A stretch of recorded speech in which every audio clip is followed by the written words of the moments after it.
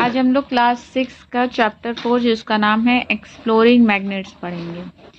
इस चैप्टर में discovery of magnets, magnets के शेप कैसे होते हैं, मैग्नेटिक मटेरियल और नॉन मैग्नेटिक मटेरियल में डिफरेंस क्या होता है, और मैग्नेट की प्रॉपर्टीज़ क्या क्या होती हैं, किन चीज़ों से मिलके मैग्नेट बनता है, और मैग्नेट का यूज़ क्या है, इस पूरे चैप्टर में पढ़ेंगे।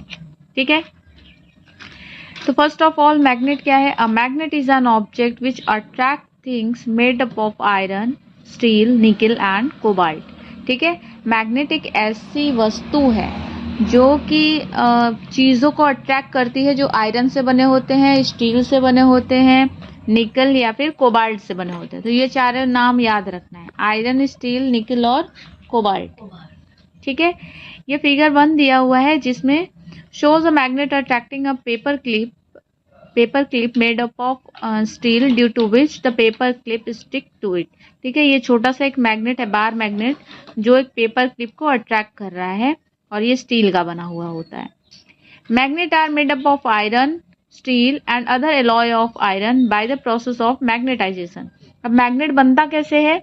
मैग्नेट आयरन, स्टील या फिर किसी और आयरन के एलॉय से, एलॉय मतलब उसमें कोई चीज़ मिक्स करके आयरन के साथ मिला के मैग्नेटाइजेशन प्रोसेस के थ्रू हम मैग्नेट को बनाते हैं। Magnet made in this way are called artificial magnets. ठीक है, जो भी मैग्नेट मैग्नेटाइजेशन से बनता है उसको हम आर्टिफिशियल मैग्नेट कहते हैं। Magnets are made in different shape and sizes so that they can be used for different purposes. ये मैग्नेट जो है वो अलग अलग शेप का, अलग अलग साइज का बनाया जाता है ताकि वो उस हिसाब से यूज़ हो सके उसका। जहाँ पे छोटे मैग्नेट का यूज़ है तो वो साइज में छोटे मैग्नेट का छोटा मैग्नेट बनाया जाएगा। जहाँ पे बड़े बड़े मैग्नेट्स की ज़रूरत है तो साइज में बड़े होंगे, शेप में अलग अलग प्रकार के हो सकते हैं। A bar magnet is a long rectangular magnetized bar of iron or steel. Some of other types of magnet are horseshoe magnet, U-shaped magnet, cylindrical magnet, button magnet and ring magnet.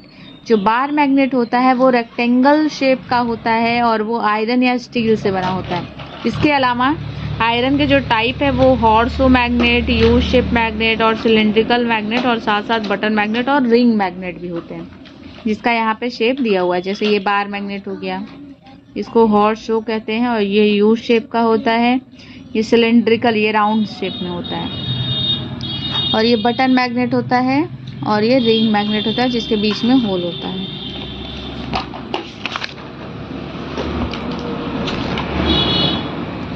Though all the magnets are used for large number of purposes, but we will give just one example each, where each type of magnet is commonly used।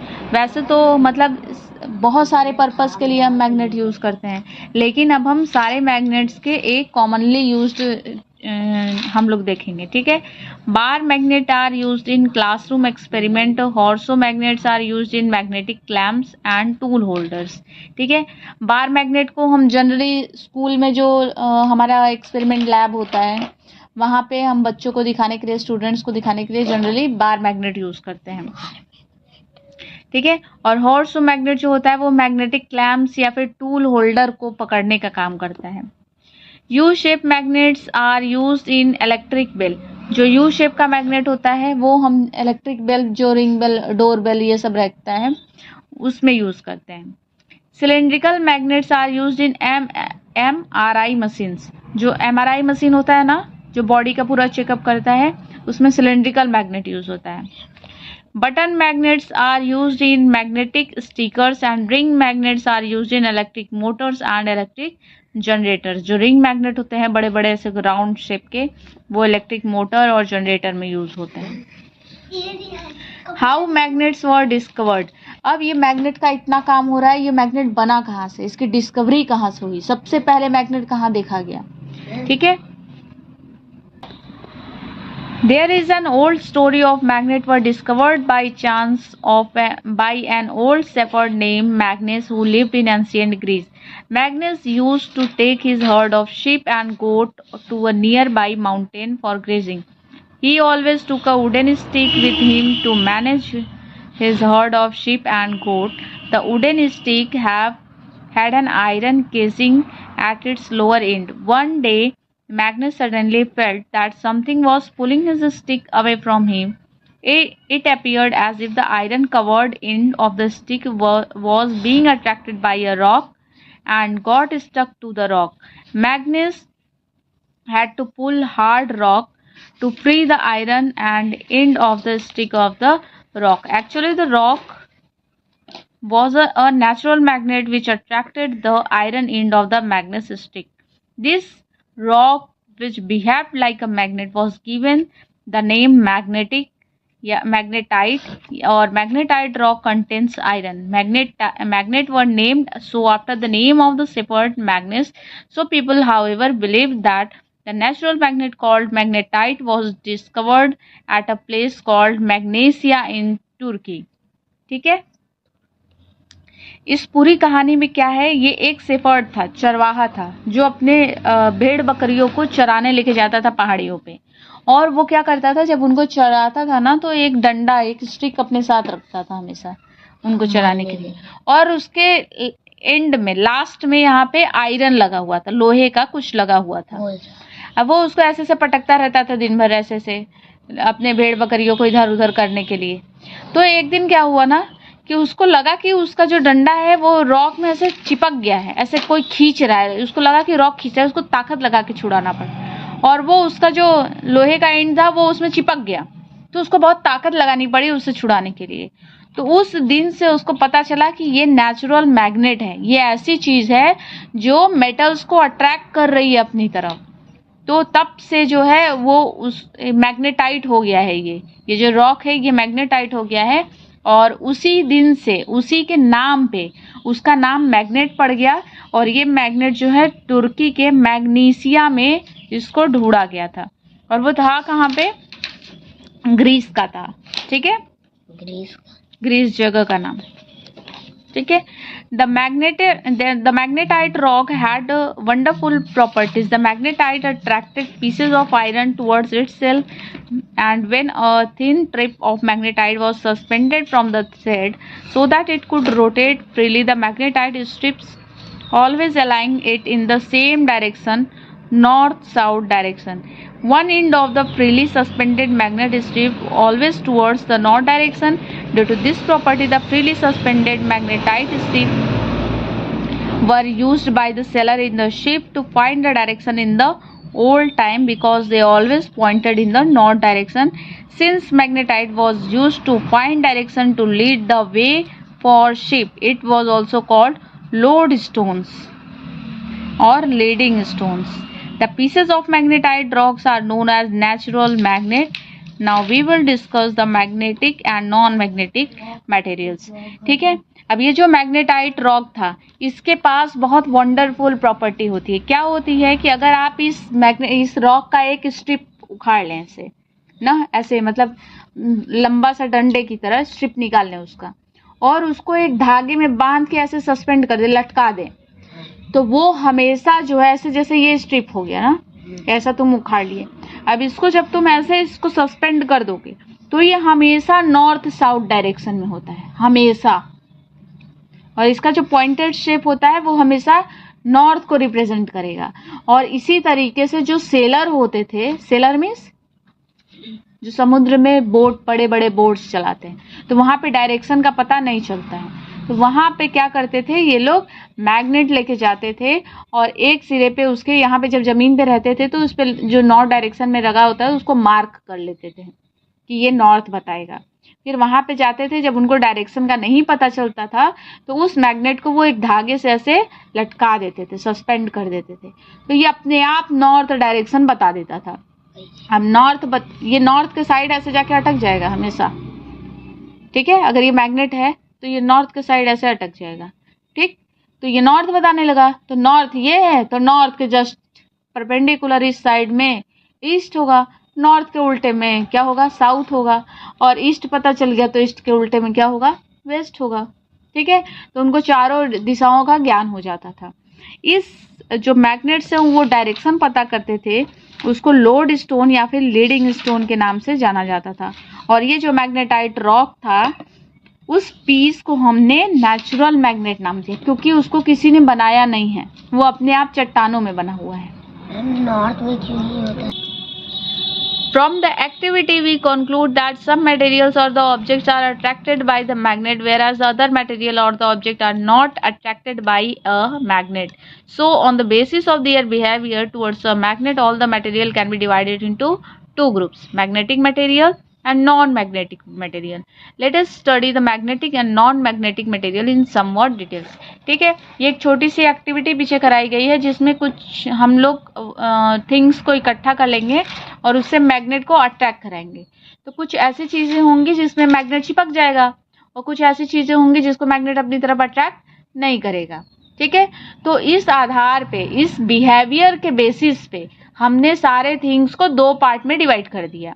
एक वो things, वो materials जो magnet को attract कर रहे हैं या फिर जिनको मैग्नेट अट्रैक्ट कर रहा है, और कुछ ऐसे मटेरियल्स जिनको मैग्नेट अट्रैक्ट नहीं कर रहा है।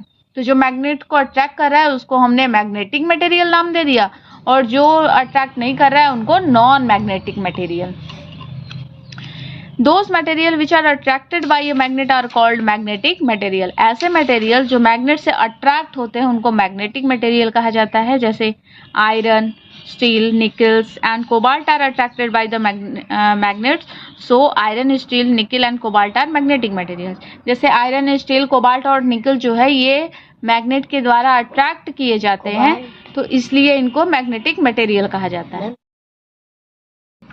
The object made up of iron, steel like nails, paper clips, swing, needle, hairpins, paper pins, drawing pins, safety pins, knife blade, scissor, spade, blade, etc. all attracted by the magnets.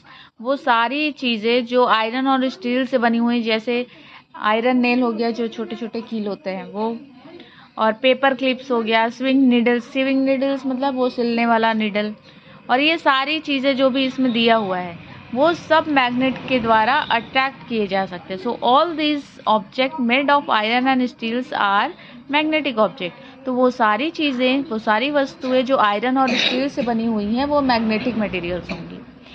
We know that steel is an alloy of iron metal. This means that iron is the common metal in all the ordinary objects which are attracted by the magnets.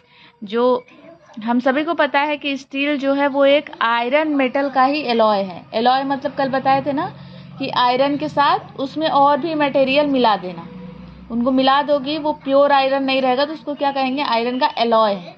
ठीक है, तो steel भी क्या है, एक iron का alloy है। इसका मतलब है कि जितने भी साधारण ऑब्जेक्ट होते हैं जो मैग्नेट से अट्रैक्ट किए जाते हैं वो सभी क्या होते हैं, आयरन के एलॉय होते हैं। मतलब आयरन के अलावा उनमें और भी सारी चीज़ें या मटेरियल मिलाए जाते हैं।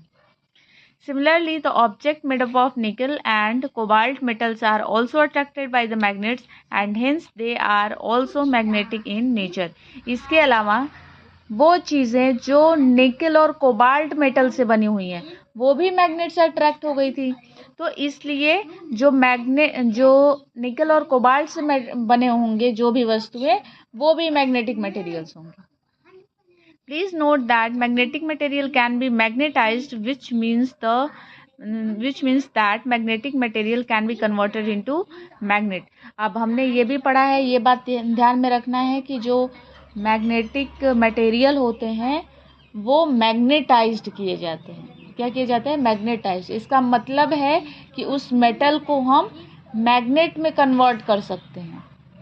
In fact, magnets are usually made from magnetic materials such as iron and steel. इसी तरीके से जो मैग्नेट होते हैं वो उसी मैग्नेटिक मटेरियल के ही बने होते हैं, चाहे आयरन से चाहे तो स्टील से। अब those material which are not attracted by the magnet are called non-magnetic material. अब वो सारी वस्तुएं जो मैग्नेट से अट्रैक्ट नहीं होती हैं उनको क्या कहा जाता है, non magnetic material. All the material often that other than iron, steel, nickel, cobalt are non-magnetic material. इसके अलावा जो ये चार मेटल्स जो हैं आयरन, स्टील, निकल और कोबाल्ट, इनके अलावा जितनी भी वस्तुएं होंगी सब क्या होंगी, non magnetic. For example wood, plastic, rubber, paper, cloth, glass, leather, thermocol, copper, aluminium, brass, lead, stone, diamond, graphite, paint, charcoal, air, water, skin, bones, etc. all और नॉन मैग्नेटिक मटेरियल. क्यों? क्योंकि ये मैग्नेट से नहीं attract होती हैं. In fact most of the material around us are non magnetic material. इसलिए हमारे आसपास इन 4 चीज़ों के अलावा जितनी भी चीज़ें हैं सब क्या है? Non magnetic material. तो इसका मतलब है कि हमारे आसपास मैग्नेटिक मटेरियल कम है, सबसे ज़्यादा क्या है? नॉन मैग्नेटिक है. The object made up of non magnetic materials are also non magnetic in nature. जो नॉन मैग्नेटिक मटेरियल होते हैं वो नॉन मैग्नेटिक नेचर के होते हैं. Thus a wooden spoon, the plastic scale, pencil, rubber, eraser, copper wire, aluminium cane, और क्या है? Brass utensil, a book, leather, so and wood shaving all are non magnetic material. Please note that non magnetic material can not be magnetised. This means that non magnetic material can not be converted into magnets. ठीक है. अब non magnetic material जितने भी हैं उनको हम magnetised नहीं कर सकते. मैग्नेटाइज नहीं कर सकते इसका क्या मतलब है? कि उसको मैग्नेट में कन्वर्ट नहीं कर सकते हैं. ठीक है.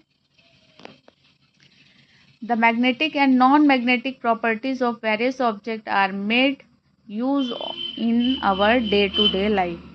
First है, if a large number of pins from the pin box fall on the floor and get scattered, we can collect all the pins quickly by using a magnet. So if we move a magnet over the pins scattered on the ground, all the pins will get attracted to the magnet and stick it. We can then remove these pins from the magnet and put them back in the box. अब ये जो magnet की properties है, चाहे वो magnetic हो चाहे वो नॉन मैग्नेटिक हो, इसका हम अपनी डेली लाइफ में बहुत यूज़ करते हैं. ठीक है. क्योंकि हमें पता है कि कौन सी चीज़ें जो होंगी वो अट्रैक्ट होंगी मैग्नेट से और कौन सी चीज़ें नहीं होंगी.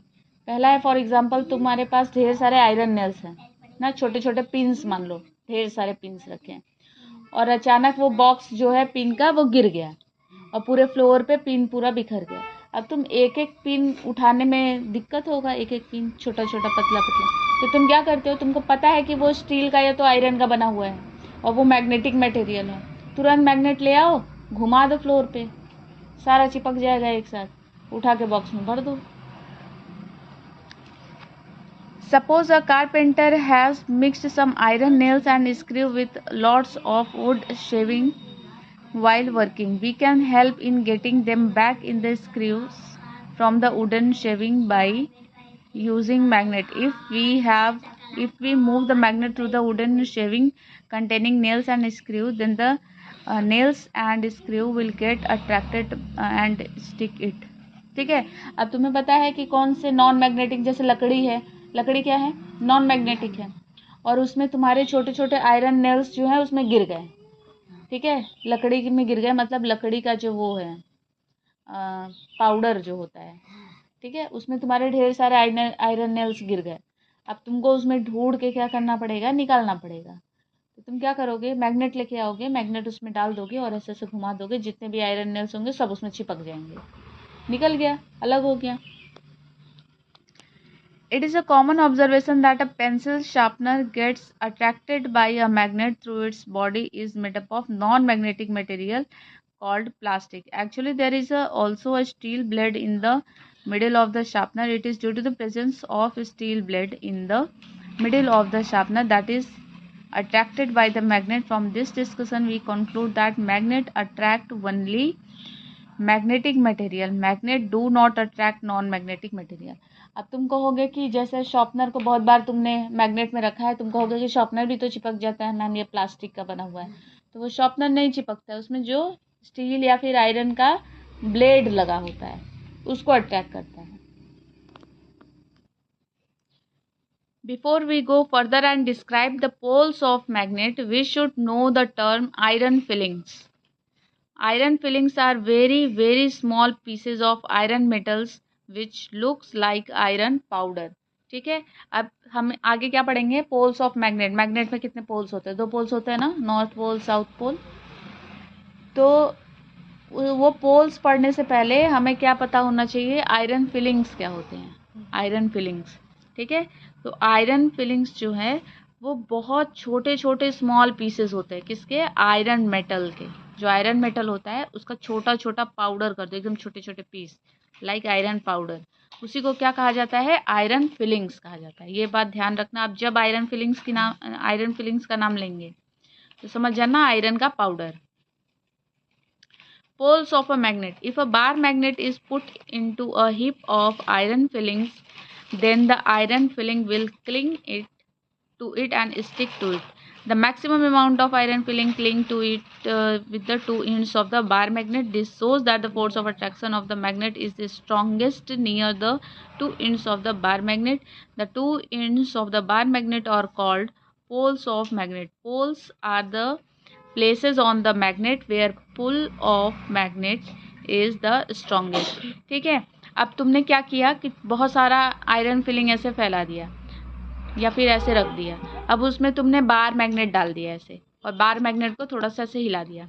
अब तुमको क्या दिखाई देगा कि ये जो बार मैग्नेट है, बार मैग्नेट के दोनों पोल्स पे, दोनों पोल्स मतलब ये जो बार मैग्नेट के दो साइड्स होते हैं, दो एंड होते हैं, वही उसके दो पोल्स कहे जाते हैं। ठीक है, तो सबसे ज़्यादा जो आयरन फिलिंग्स है यहीं पे चिपके होंगे। इसका मतलब है कि सबसे ज़्यादा अट्रैक्शन कहाँ पे हो रहा है?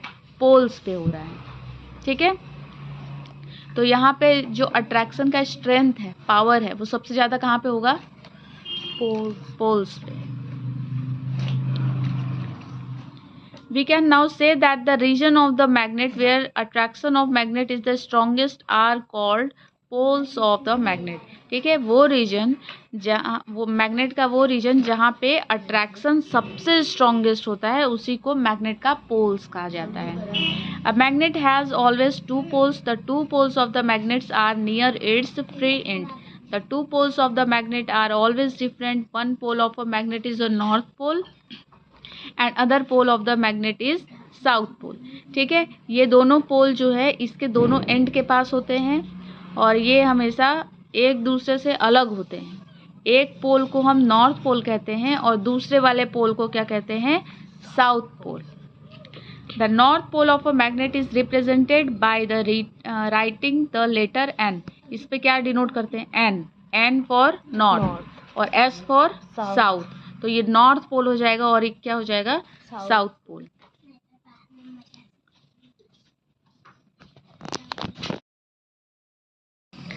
This is the simplest and most straightforward method. Sometimes, however, the poles of the magnet is pointed red and south pole is painted with blue। ठीक है, ये कभी कभी जो बार मैग्नेट होता है ना, इसमें दोनों पोल्स को दो कलर से पेंट कर देते हैं। जो रेड कलर का होता है वो नॉर्थ पोल को इंडिकेट करता है और जो ब्लू कलर का होता है वो साउथ पोल को।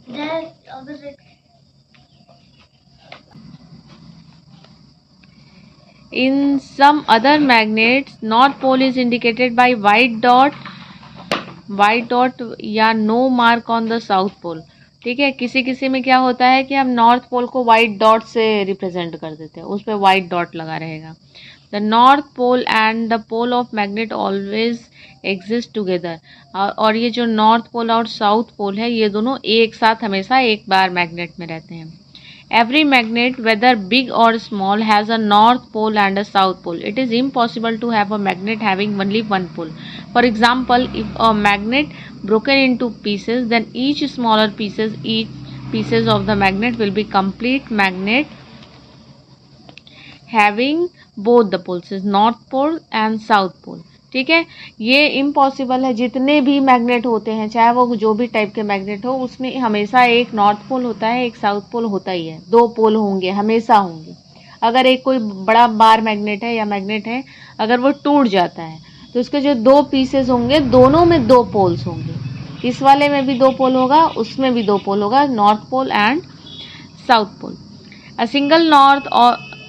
सिंगल नॉर्थ पोल और single south pole can not be exist.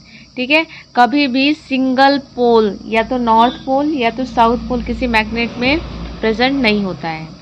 Please note that दो the maximum amount of iron filling stick in two ends, two ends of the bar magnet, some iron filling also stick to the middle part of the bar magnet. This shows that some force of attraction also exists in the middle part of the bar magnet, but it is very small. We can also perform an activity to learn about the poles of magnet. For this activity we need a sheet of paper, iron fillings and a bar magnet. Let us describe the activity now. ठीक है, अभी हमने क्या देखा था कि जो हमने आयरन फिलिंग्स डाले थे उस पर सबसे ज़्यादा जो आयरन फिलिंग्स है वो दोनों पोल्स पे चिपके हुए थे, लेकिन थोड़े बहुत जो है वो बीच में भी चिपके हुए थे। इसका मतलब है कि बीच में भी मैग्नेटिक स्ट्रेंथ होता है। ठीक है, जैसे ये बार मैग्नेट है तो इस बार मैग्नेट में यहाँ पे ज़्यादा और यहाँ पे ज़्यादा आयरन फिलिंग्स चिपके, लेकिन बीच में भी कुछ चिपक गया आके इधर। इसका मतलब है कि इधर इधर ज़्यादा फोर्स ऑफ अट्रैक्शन लग रहा है बजाय यहाँ के। ठीक है, एक छोटा सा एक्टिविटी किया हुआ है जिसमें इस तरीके का हम पेपर ले लेंगे, एक पेपर पे ढेर सारे आयरन फिलिंग्स डाल देंगे और उसको थोड़ा सा हम वाइब्रेट कर देंगे।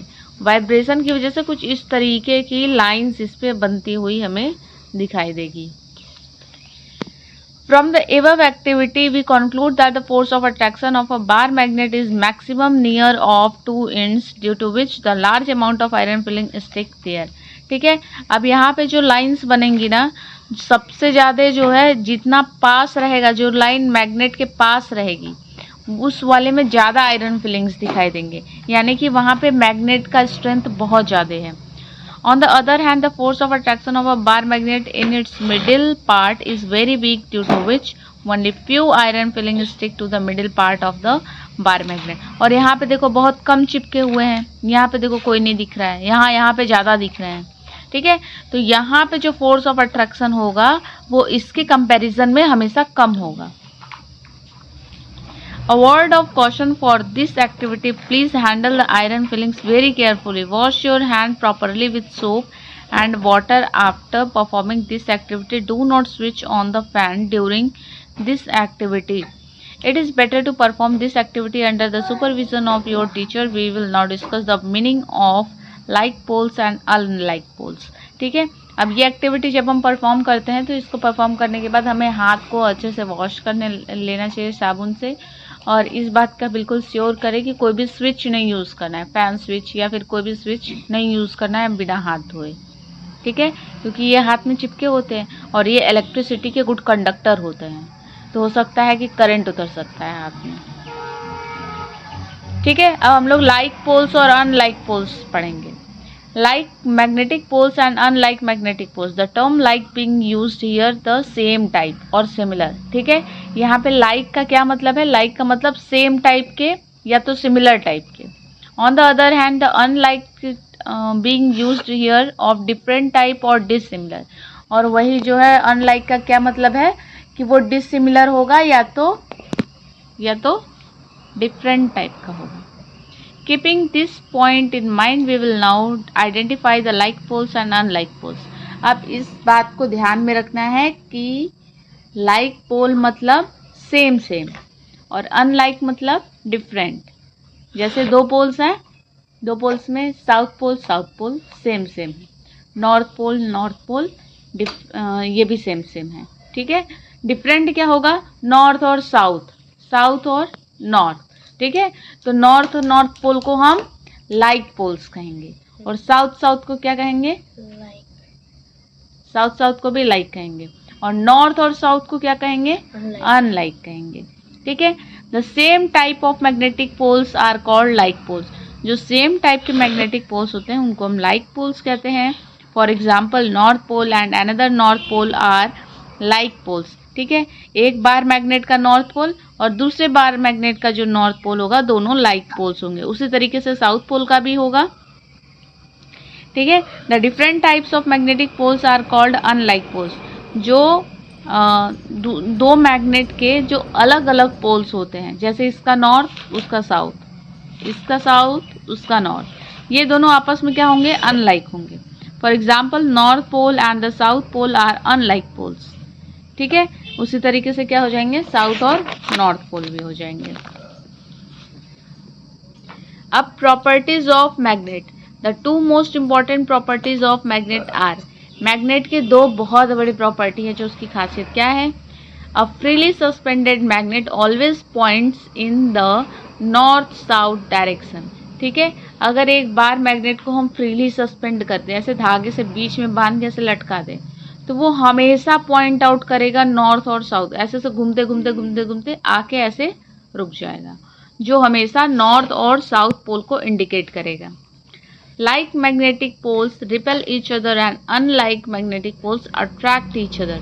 दो बार मैग्नेट्स हैं, उनका जो लाइक पोल्स है, अगर तुम इसका मतलब एक बार मैग्नेट लेके आओ इधर और दूसरा लेके आओ, दोनों का अगर नॉर्थ पोल एक पास लेके आओगी तो वो हमेशा दूर भागेंगे, रिपेल करेंगे। ठीक है, वो कभी चिपकेंगे नहीं। ठीक है, तो जो लाइक पोल्स होते हैं वो हमेशा रिपेल करते हैं, और जो अनलाइक पोल्स होते हैं वो क्या करते हैं, अट्रैक्ट कर दें। जैसे ही नॉर्थ पोल के पास साउथ पोल लेके आओगी वो तुरंत चिपक जाएगा। ठीक है, और अगर नॉर्थ में नॉर्थ लेके आओगी तो वो क्या करेगा, रिपेल करेगा। वैसे ही साउथ पोल के साथ भी। A freely suspended magnet always point in north south direction. ठीक है, अब इस चीज को एक्सप्लेन किया है क्या। If a bar magnet is freely suspended, it will swing until its one end point towards the north pole of the earth and the other towards the south pole of the earth. In other words, a freely suspended magnet come to rest always in the north-south direction.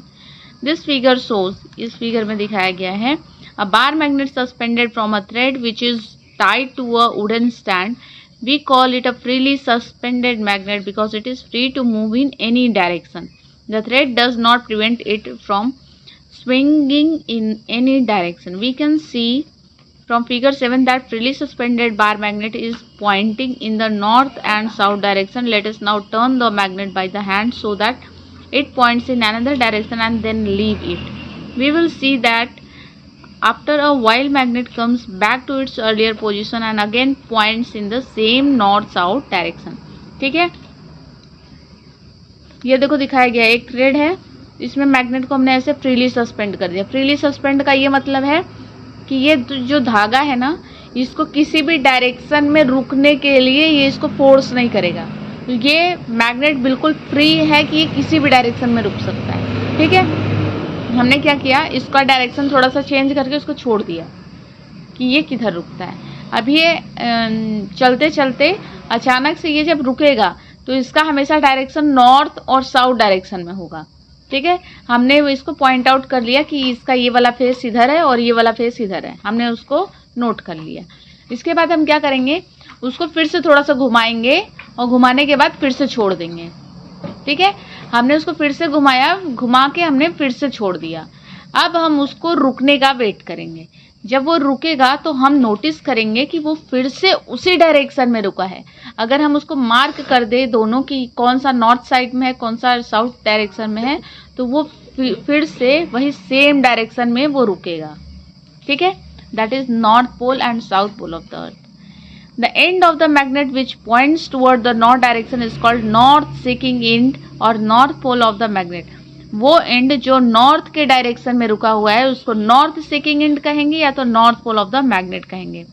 In the north pole of the magnet is being marked and the end of the magnet which point toward the south direction is called south seeking end और south pole of the magnet. उसी तरीके से उसको हमने an mark कर दिया और जो साउथ डायरेक्शन में रुका हुआ है वो साउथ सीकिंग डायरेक्शन है। ठीक है, साउथ सीकिंग एंड या तो south pole of the magnet. In figure 7 the south pole of the magnet has been marked S और इसमें हमने इसको एस से मार्क कर दिया। We usually call them north pole and south pole of the magnet और just N और S pole. ठीक है, इसको हम नॉर्थ पोल, इसको हम साउथ पोल या तो जनरली हम एन पोल और एस पोल भी कह सकते हैं। In however a wooden scale, a plastic scale or iron bar, a copper plate or an aluminum rod is freely suspended by this thread. They do not always come to the pointing along the same direction. It is only a freely suspended magnet which always come to the rest along the same direction even after being disturbed again and again.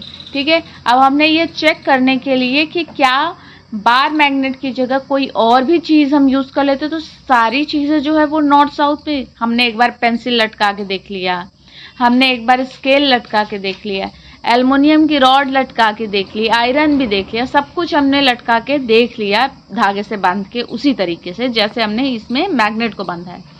लेकिन कोई भी चीज़ जो है वो north south direction में आके नहीं रुक रही है, ठीक है।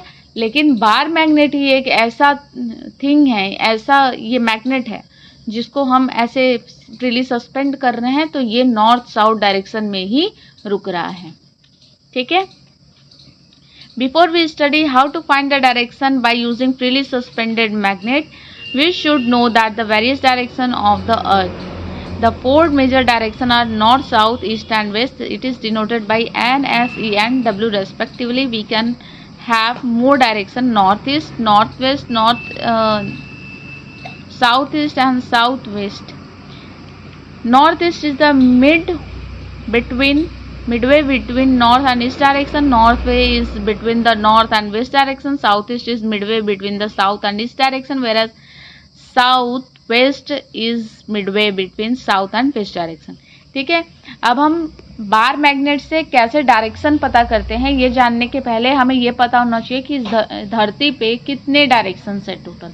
तो मेन डायरेक्शन 4 डायरेक्शन होते हैं: north, south, east and west. North को N, साउथ को S, ईस्ट को E एंड W को वेस्ट को हम W से डिनोट करते हैं, ठीक है।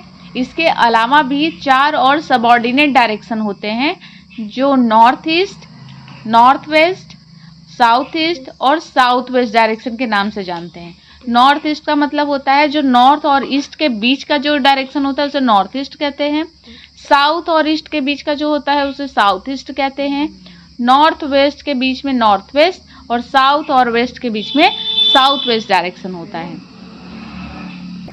The sun always rises in the morning from the east direction, so if we stand facing the morning sun rising from the east direction with both the arms extended on the sides, then our left arm will be point out the north and the right arm will be point towards south. This fact was used in old days to mark the north pointing end of the natural magnet, so that the direction could be found even when the sun was not there. ठीक है। Generally हम लोग वो वाला use करते हैं कि जो ईस्ट डायरेक्शन जिधर सन राइज करता है उस साइड फेस करके खड़े हो जाओ और अपने दोनों आर्म्स फैला के, फिर जो लेफ्ट आर्म होगा वो साउथ डायरेक्शन को, ठीक है, ऐसे हमारा क्या करेगा, ऐसे हम डायरेक्शन पता करते थे। लेकिन इसके बाद जब उस टाइम पे जब सनराइज नहीं होता था, जैसे बहुत बादल व ठंड का टाइम है या फिर कोई रात का समय है, तो उस टाइम कैसे पता किया जाए, तो उस टाइम पे हम लोग मैग्नेट से यूज करते हैं। Finding the direction. The property of a freely suspended magnet to align itself always along the north-south of the earth is used to find the direction at unknown place. किसी भी unknown place पे चले जाते हैं, अगर हमें direction पता करना है तो हम ये फ्रीली सस्पेंड मैग्नेट यूज करते हैं जो नॉर्थ साउथ को हमेशा बताता है। For centuries, travelers on land and at sea have been using this property of magnet to find the direction. In olden days, the traveler to a far off place used to carry natural magnets and threads with them.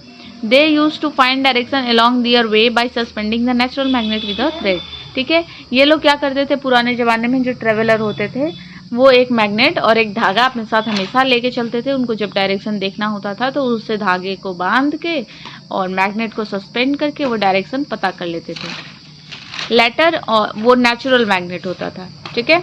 Later on when artificial magnet were available, an instrument called magnetic compass, ठीक है, was developed by the scientists to find the direction where conventionally in a magnetic compass the magnet is not suspended from a thread. A tiny magnetic compass is free to turn on a pivot or a pin. It is called a freely pivoted magnet. Just like a freely suspended magnet, a free pivoted magnet also always come to rest along the north-south direction. We will now describe the magnetic compass in detail. ठीक है, ये तो natural magnet लेके चलते थे वो लोग, लेकिन जब आर्टिफिशियल मैग्नेट बनने लगे तो जो साइंटिस्ट थे उन्होंने एक मैग्नेटिक कंपास बनाया। आर्टिफिशियल मैग्नेट उसमें लगा होता था, उसकी भी वही टेक्नोलॉजी होती थी, वही प्रॉपर्टी यूज होती थी, क्योंकि उसमें ये जो है ना मैग्नेटिक कंपास, इसमें जो निडल लगा रहता था ये कभी भी इसको रोकता नहीं था, ये जो है, ये निडल जो है ये फ्री है, वो किसी भी डायरेक्शन में, उसको तुम ऐसे घुमा के छोड़ दो तो वो जब रुकेगा तो वो हमेशा इसी डायरेक्शन में रुकेगा, ठीक है, वो मूव कर सकता है। ये जो पिन है, पाइवोट है या पिन है, ये इसको कभी भी रोकेगा नहीं, ये फ्रीली मूव कर सकता है। लेकिन ये है मैग्नेट, तो ये हमेशा किस डायरेक्शन में रुकेगा, जैसे फ्रीली सस्पेंडेड मैग्नेट रुकता है नॉर्थ और साउथ डायरेक्शन, उसी तरीके से ये, ठीक है। A magnetic compass is an instrument to find the direction at a place. The magnetic compass is based on the property of freely pivoted magnet to align itself along the north-south direction. The magnetic compass has a tiny magnet in the form of needle which can rotate freely on a pivot or a pin. The pivoted magnetic needle of a compass is enclosed in a small brass box having a glass top. Thus, the compass needle is a tiny magnet which can rotate freely in a pivot. The magnetic compass has a circular dial with various direction marked on it. ठीक है, ये compass है, इस compass में से 4 directions बने होंगे main वाले, और ये जो नॉर्थ ईस्ट, नॉर्थ वेस्ट, ये साउथ डायरेक्शन, ये डायल पे इस तरीके से पूरे डायरेक्शंस बने होते हैं, 8 डायरेक्शंस, ठीक है। इसमें एक छोटा सा मैग्नेट होता है जो किसी पाइवोट से या पिन से इसको क्या करते हैं, इसमें ये पिन रुका रहता है, ठीक है, और ये पूरा फ्री रहता है, ये जो मैग्नेट है ये फ्री रहता है कि ताकि ये आराम से मूव कर सके, उसको बीच में कोई ना रोके। The needle of the magnetic compass always come to rest along the north south direction, और ये हमेशा नॉर्थ साउथ डायरेक्शन में ही रुकेगा। The north pole of the compass needle is usually painted with red, whereas the south poles is painted blue so as to distinguish between 2 poles, ठीक है। इसको हमेशा रेड कलर से और इसको हमेशा ब्लू कलर से या तो व्हाइट कलर से पेंट करके रखते ताकि ये पता करे कि ये हमेशा नॉर्थ डायरेक्शन को डिनोट करेगा और ये हमेशा साउथ डायरेक्शन को। The red painted end of the needle compass is the north pole and it's always show the north direction of the earth. Please note that the magnetic needle of the compass is enclosed in a brass box having a glass top because both brass and glass are non-magnetic materials. ठीक है, ये हमेशा ये जो material है ये brass का बना होता है, ठीक है, और इस पे जो ग्लास लगा होता है ये ग्लास यूज होता है। क्यों? क्योंकि ये दोनों चीज़ें जो है वो नॉन मैग्नेटिक मटेरियल्स हैं, और नॉन मैग्नेटिक मटेरियल अगर ये मटेरियल होता, मैग्नेटिक मटेरियल होता, तो ये भी तो मैग्नेट को अट्रैक्ट करने लगता, तो ये फ्लक्चुएट करके किसी भी साइड चिपकने लगता है, इससे आके रुक जाता। इसीलिए हम लोग इसमें नॉन मैग्नेटिक मटेरियल यूज़ करते हैं, इसके चारों तरफ कहीं पे भी मैग्नेटिक मटेरियल का यूज़ नहीं होगा, ताकि ये केवल नॉर्थ डायरेक्शन में ही आके रेस्ट करे। In order to find out the direction at the place, the magnetic compass is kept on a flat surface at that place. The needle of the magnetic compass will soon come to rest along the north-south direction. The compass is then rotated until the red painted end of the needle is north mark on the dial and the other end needle is towards south mark on the dial. We can now find any direction by looking at the dial of the magnetic compass. हम क्या करते हैं, हमें जहाँ पे भी direction पता करना होता है, हम इस मैग्नेटिक कंपास को ऐसे फ्लोर पे या तो टेबल पे किसी पे ऐसे रख देते हैं, और ये जो है ये तब ऐसे फ्लक्चुएट करता रहता है, क्योंकि हम उसको जब रखते हैं तो वो रेस्ट पे नहीं होता है। जब उसको रखते हैं तो वो धीरे धीरे ऐसे वाइब्रेट करते करते वो एक बार रेस्ट पे आके ऐसे रुक जाता है, जो हमेशा जो रेड वाला इसका जो निडल है वो नॉर्थ के डायरेक्शन में रुक जाएगा, और जो वाइट या ब्लू है वो साउथ डायरेक्शन में। इससे हमें डायरेक्शन पता चल जाता है। A magnetic compass help the people to find their ways. ये हमें हमेशा लोगों को रास्ता दिखाने के लिए मदद करता है। For example, magnetic compass is used by the soldiers in the jungle to find out the direction in their movement. The magnetic compass is also used by sailors which at sea as to find their ships in the right direction. We will now discuss briefly why a freely suspended magnet always point in the same direction, north-south direction. ठीक है, अब इसी तरीके से ये जो soldiers होते हैं, ये जब जंगल में घूम रहे होते हैं इधर उधर, जो सिपाही होते हैं, उनको भी डायरेक्शन का पता नहीं चलता है, तो वो भी या तो फ्रीली सस्पेंडेड मैग्नेट या तो मैग्नेटिक कंपास अपने पास रखते हैं डायरेक्शन का पता लगाने के लिए।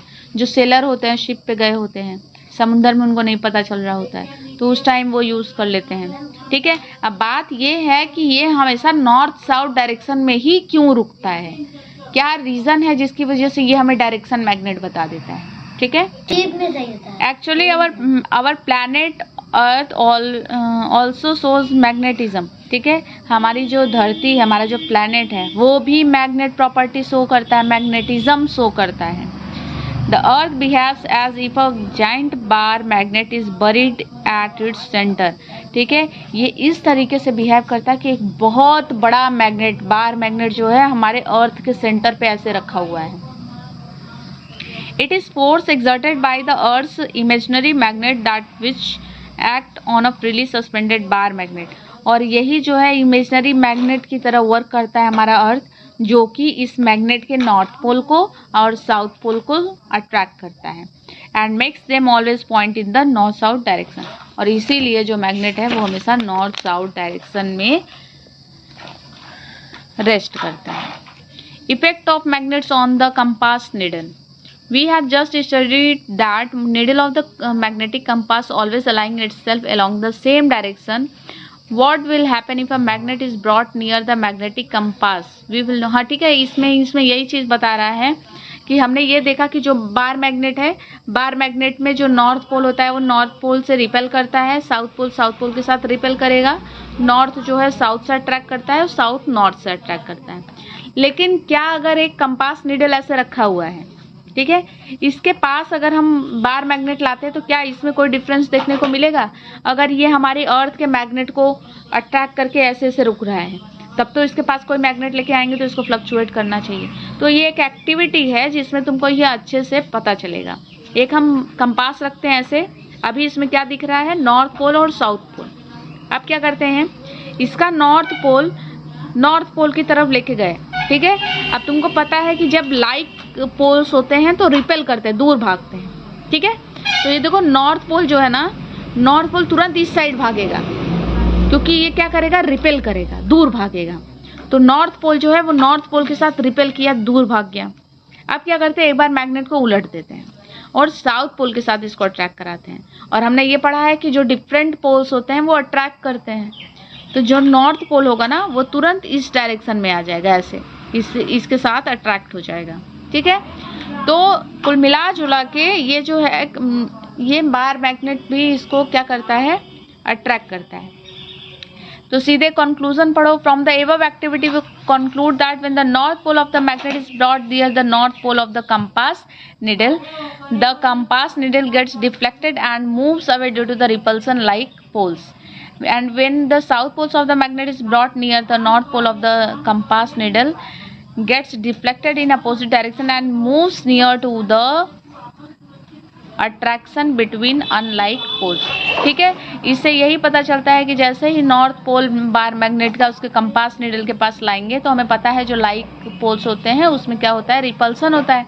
तो रिपल्सन की वजह से वो डिफ्लेक्ट होकर दूर भागेगा, और वही अगर साउथ पोल लेके आएंगे तो उसमें अट्रैक्शन होगा और वो उसके पास मूव करेगा, उसके और नियर आ जाएगा, ठीक है। We have just learned that the magnet placed near the another magnet disturb its normal working. Now the various devices and appliances such as mobile phones, music, television, computer and compact discs and cassettes and credit cards use magnetism for their working. So if we should keep strong magnets away from all these devices so as not to disturb their working। ठीक है, अब ये जितने भी चीज़ें हैं सब में मैग्नेट यूज़ होता है ना, जितने भी सीडी होते हैं, कैसेट्स होते हैं, credit card, debit cards, television system, music system, mobile phones, earbuds, speakers, सब में मैग्नेट यूज़ होता है, ठीक है। अगर हम we should keep strong magnets away from this devices. अगर हम चाहते हैं कि ये जो मैग्नेट इन सब चीज़ों में लगा हुआ है ये अपना वर्क कर रहे हैं उस मैग्नेट के साथ, अगर हम चाहते हैं कि ये सिस्टम हमारा अच्छे से वर्क करे तो हमें हमेशा इसको मैग्नेट से दूर रखना पड़ेगा, ठीक है। नेक्स्ट पॉइंट है like magnetic poles repel, unlike magnetic poles attract. ठीक है, if you hold one bar magnet in your left hand, another similar bar magnet in right hand and bring its end of these magnet close to one another, then our hands can feel the force of attraction or repulsion acting between the poles of magnet which are facing each other. Thus a magnet can attract another magnet. A magnet can also repel another magnet. Now whether a magnet will attract or repel another magnet depends on which poles of the magnet are facing each other. ठीक है, अगर हम एक bar magnet को बाएं हाथ में और एक बार मैग्नेट को दाएं हाथ में रखते हैं, दोनों को एक पास लेके आएंगे तो हमारे हाथों में ना कुछ फील होगा, या तो फोर्स ऑफ अट्रैक्शन फील होगा या तो फोर्स ऑफ रिपल्सन फील होगा। ठीक है, अट्रैक्शन मतलब तुमको लगेगा कि तुम्हारे हाथों को कोई खींच रहा है, या तो लगेगा कि तुम्हारे हाथों को कोई धक्का दे रहा है। ठीक है, तो वो फोर्स ऑफ अट्रैक्शन और फोर्स ऑफ रिपल्सन होता है। अब ये ऐसा तब होगा कि उस पर डिपेंड करेगा कि तुम बार मैग्नेट का कौन सा पोल एक दूसरे के पास ला रही हो। ठीक है, तो फर्स्ट है यहाँ पे, when we place two bar magnet in such a way that the north pole of one magnet faces the north pole of the other magnet, they repel each other. ठीक है, अब इसमें दो केस दिया हुआ है, इसको ऐसे ही बता दे रहे हैं। ये बार मैग्नेट है, अगर नॉर्थ पोल को नॉर्थ पोल के पास लेके आओगी तो यहाँ पे तुमको फोर्स ऑफ रिपल्सन फील होगा, मतलब ये दोनों दूर भागेंगे, एक दूसरे को पुश करेंगे। वैसे ही अगर साउथ पोल को साउथ पोल के पास लेके आओगी तो ये दोनों फोर्स ऑफ रिपल्सन शो करेंगे, दोनों एक दूसरे को पुश करेंगे। इसका मतलब है कि जब सिमिलर पोल्स होंगे, मतलब लाइक पोल्स होंगे, तो वो हमेशा रिपेल करेंगे। ठीक है, दूसरे केस में देखो, अगर हम डिफरेंट पोल्स को एक पास लेके आते हैं तो हमें क्या लगेगा, फोर्स ऑफ अट्रैक्शन, जैसे हमारे हाथों को कोई खींच रहा है एक दूसरे की तरफ, तो ये कौन सा फोर्स हो जाएगा, फोर्स ऑफ अट्रैक्शन हो जाएगा। वैसे ही अगर ये वाला साउथ और ये वाला नॉर्थ है तो उसमें भी फोर्स ऑफ अट्रैक्शन लगेगा। तो इसका मतलब है अनलाइक पोल्स को अगर एक पास लाते हैं तो वहां पे फोर्स ऑफ अट्रैक्शन होता है।